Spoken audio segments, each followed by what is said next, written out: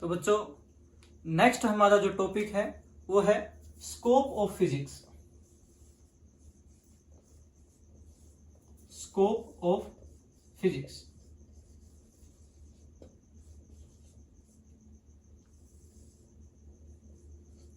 तो सबसे पहले हमें पता होना चाहिए स्कोप क्या होता है। स्कोप का मतलब होता है दायरा। जैसा कि हम पढ़ चुके हैं फिजिक्स में, फिजिक्स जो है वो माइक्रोस्कोपिक ऑब्जेक्ट से लेकर मैक्रोस्कोपिक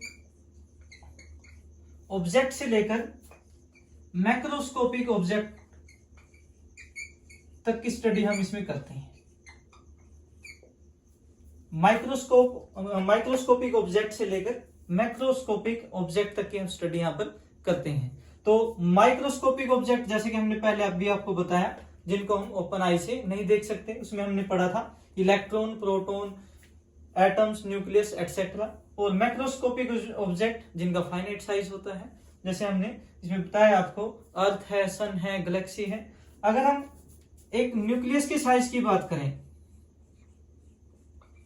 एक न्यूक्लियस के साइज की अगर हम बात करें तो न्यूक्लियस का जो साइज होता है वो 10⁻⁻15 मीटर, इससे कम भी हो सकता है, 14 मीटर भी हो सकता है। मैक्रोस्कोपिक ऑब्जेक्ट में अगर हम गैलेक्सी की अगर बात करें, गैलेक्सी मैक्रोस्कोपिक या एस्ट्रोनॉमिकल साइज ऑब्जेक्ट होते हैं। गैलेक्सी के अगर साइज की हम बात करें तो इसका साइज होता है 10⁻26 मीटर। तो फिजिक्स के अंदर हम एक छोटी से छोटी ऑब्जेक्ट से लेकर एक बड़े से बड़े ऑब्जेक्ट के बारे में स्टडी करते हैं। तो इस बात से हम आइडिया लगा सकते हैं भाई जो फिजिक्स का स्कोप होगा वो क्या होगा, बहुत ही वाइड होगा। तो यहाँ पर स्कोप ऑफ फिजिक्स में हम क्या करेंगे, कवर करेंगे एक wide range of time, length, mass and energy. तो scope of physics it covers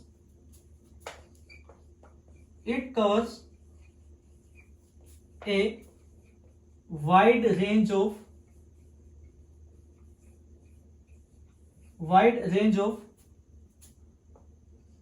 length, mass, time and energy।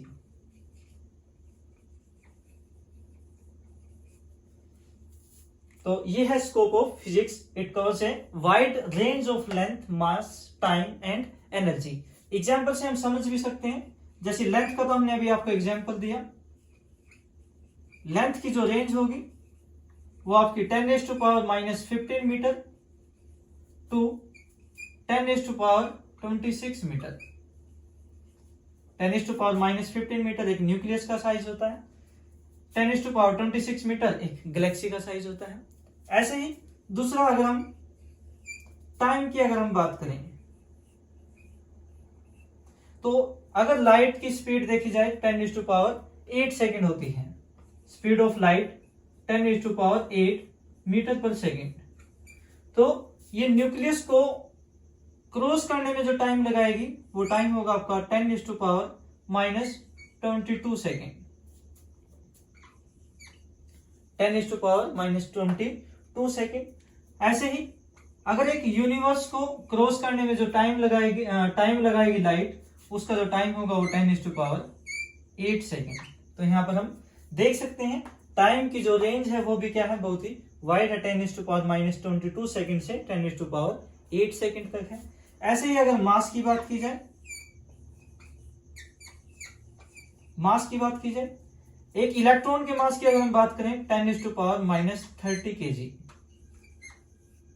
और एक नॉन यूनिवर्स का जो मास है अगर उसकी बात की जाए तो 10⁻55 kg। तो यहां पर हम देख सकते हैं भी जो मास की रेंज है वो भी क्या है, बहुत ही वाइड है, 10⁻⁻30 kg टू 10⁻55 kg। इसी तरह से एनर्जी की भी क्या होगी, एक वाइड रेंज को कवर करती है फिजिक्स। इसी को बोला जाता है scope of physics. Scope of physics क्या होगा, it cover a wide range of length, mass, time and energy etcetera. उसके बाद नेक्स्ट जो हमारा टॉपिक आता है वो होगा excitement of physics.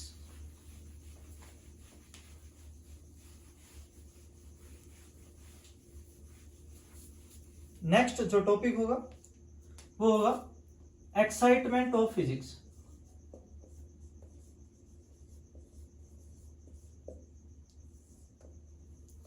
Excitement of physics, जैसा कि आपने अभी पढ़ा भाई फिजिक्स के अंदर हम एक छोटी से छोटी चीज से लेकर बड़ी से बड़ी चीज के बारे में स्टडी करते हैं।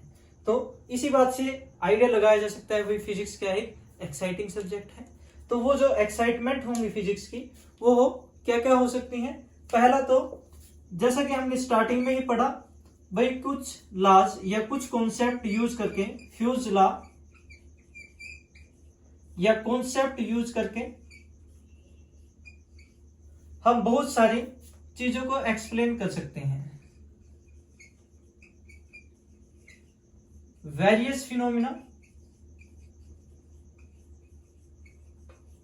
को स्टडी किया जा सकता है। ठीक है भाई, हमने कुछ ही लॉ से, जैसे हमने एग्जांपल भी बताया था आपको, एक लॉ ऑफ इलेक्ट्रोमैग्नेटिज्म से हम कितनी सारी चीजों को एक्सप्लेन कर सकते हैं। ठीक है, तो कुछ ही लॉज या कॉन्सेप्ट को यूज करते हम बहुत सारी चीजों को एक्सप्लेन कर सकते हैं। दूसरा भाई जो भी चीजें यूनिवर्स के अंदर अनसोल्ड हैं, जैसे भाई जो हमारी अर्थ है उसकी उत्पत्ति कैसे हुई, उस चीज को आज तक हम स्टडी करते आ रहे हैं। भाई हमने जो ब्लैक होल है उसके बारे में स्टडी किया, और छोटे छोटे पार्टिकल्स जो हैं जैसे गॉड पार्टिकल्स के बारे में भी हमने स्टडी किया। तो हम क्या करते हैं, जो फिजिक्स में सीक्रेट्स बचे हुए हैं उनको सोल्व करने के लिए नए नए एक्सपेरिमेंट करते रहते हैं। नए नए एक्सपेरिमेंट्स हम क्या करते रहते हैं,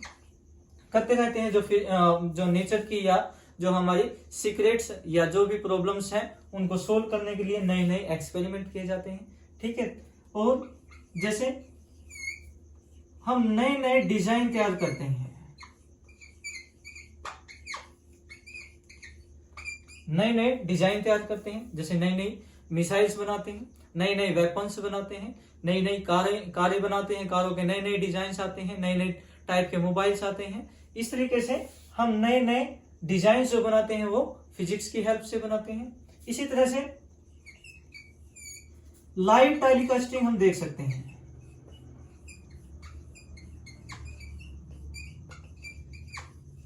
भी हजारों किलोमीटर दूर तक जो लाइव प्रोग्राम होते हैं उनको आज देखा जा सकता है। वो क्या है, सब के सब फिजिक्स की वजह से है। लाइव मैच देखते हैं, इस तरीके से लाइव टेलीकास्टिंग की जा सकती है। और कम्युनिकेशन हम मोबाइल पर बात कर सकते हैं, लैंडलाइन से बात कर सकते हैं। ठीक है, फोन पर या वीडियो कॉल कर सकते हैं, चैट कर सकते हैं। ये सारा का सारा जो है किसकी बदौलत है, फिजिक्स की बदौलत है। ठीक है, उसके बाद हम स्पेस में ट्रैवल कर सकते हैं। स्पेस में ट्रैवल कर सकते हैं, मून पर भी जाते हैं, मून पर भी ट्रैवलिंग की गई है। तो ये सारा का सारा किसकी वजह से है, फिजिक्स की वजह से है, फिजिक्स एक्साइटमेंट की वजह से। हाई स्पीड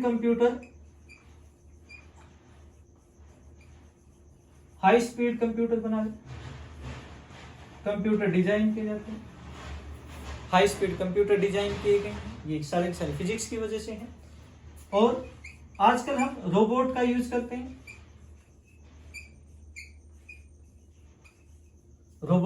करते हैं, ठीक है।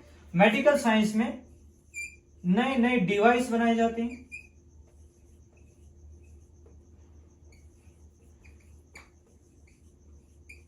मेडिकल साइंस नए नए डिजाइन तैयार किए जाते हैं। ठीक है, तो ये था एक्साइटमेंट ऑफ फिजिक्स, जिसमें हम कुछ ही लॉज से बहुत सारी चीजों को एक्सप्लेन कर सकते हैं, नए नए एक्सपेरिमेंट कर सकते हैं, नई नई डिजाइन तैयार कर सकते हैं, लाइव टेलीकास्टिंग कर सकते हैं, कम्युनिकेशन कर सकते हैं, स्पेस ट्रैवल कर सकते हैं, हाई स्पीड कंप्यूटर, ये सारे के सारे फिजिक्स की वजह से हैं। रोबोट का यूज किया जाता है। ठीक है, और मेडिकल साइंस में हम नए नए डिजाइन तैयार करते हैं। तो ये थी एक्साइटमेंट ऑफ फिजिक्स। ठीक है, तो ये हमने पढ़ा भाई scope and excitement of physics क्या होते हैं। ठीक है, तो अभी के लिए इतना ही, धन्यवाद।